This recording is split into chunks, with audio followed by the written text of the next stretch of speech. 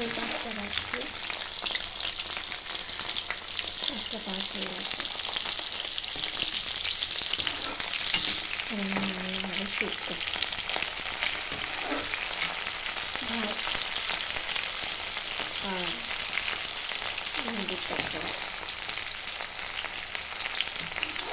তরকারি ভেন্ডি সরষে দিয়ে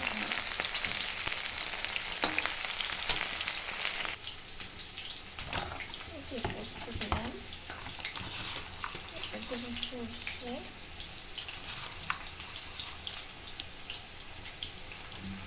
দেবো রাঁধুনি, পাঁচফোড়ন দেবো,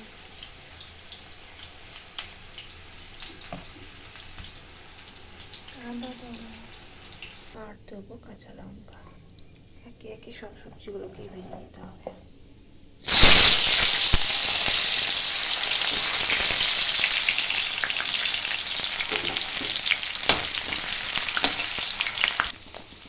ভাজার সঙ্গে ভালোভাবে ভাজা হচ্ছে, একটু তাড়াতাড়ি সিদ্ধ হয়ে যাবে। এর মধ্যে ভাজা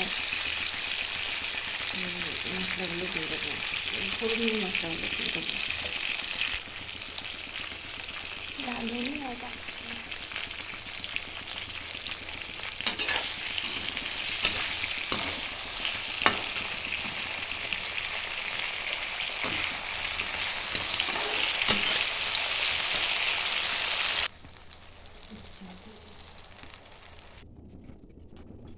তো বন্ধুরা, এর মধ্যে আর একটা জিনিস দিয়েছি, যেটা বলিনি, এটা শুকনো লঙ্কা,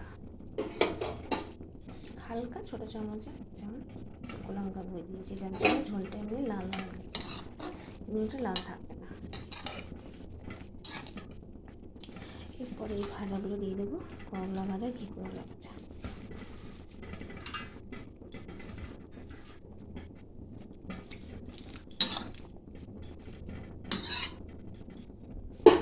তো চলুন আপনাদেরকে দেখিয়ে আসি আমার বাগান বাড়ি।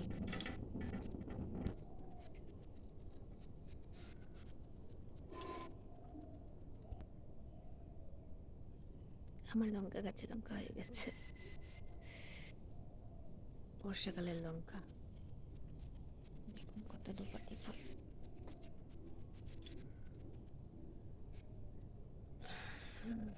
বাকি গাছগুলো মস্ত করে একটা পেঁপে গাছ হচ্ছে, কিন্তু পেঁপে কোনো হয়নি। আর একটা গাছ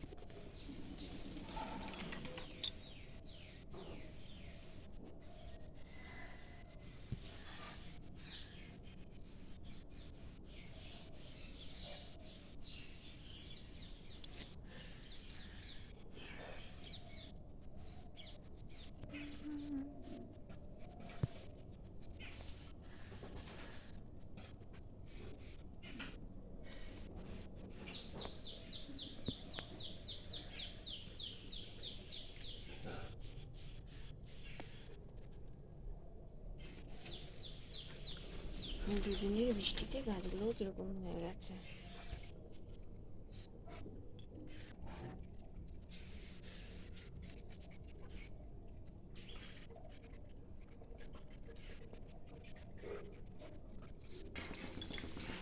আরও গাছ আছে, কিন্তু দিতে যাওয়া যাচ্ছে না, অনেক জল পড়ে আছে।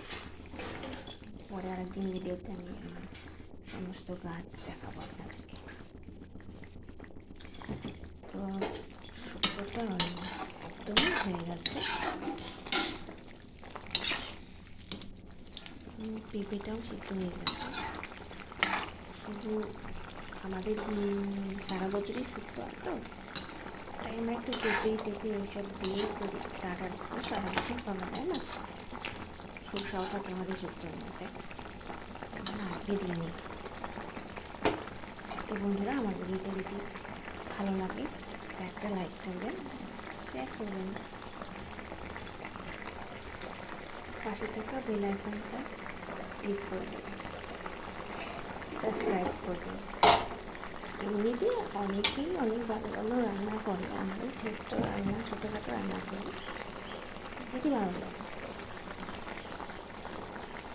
রান্না আমার সব থেকে ভালো লাগে সাবজেক্ট, মানে আমি যেটা সাবজেক্ট বলেই বলছি, খেতে সব থেকে পছন্দ হয়। সুন্দর সুন্দর রান্না করবো, এটা আমাকে ভালো লাগে।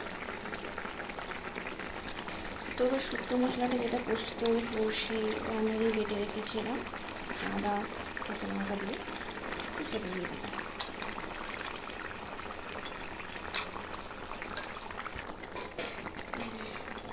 শুক্তোতে একটা অনেক সময় অনেকে অনেক ধরনের মশলা দেয়, তো আমি নামানোর আগে আমি দেখেছিলাম একটা আমাদের বাড়িতে রাঁধুনি এসেছিলো, তার মধ্যে ঘি দিয়ে নামাতো।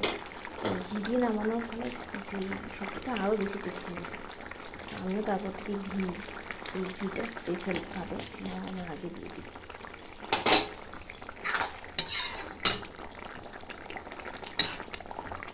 টেস্টটা ভালো আসে।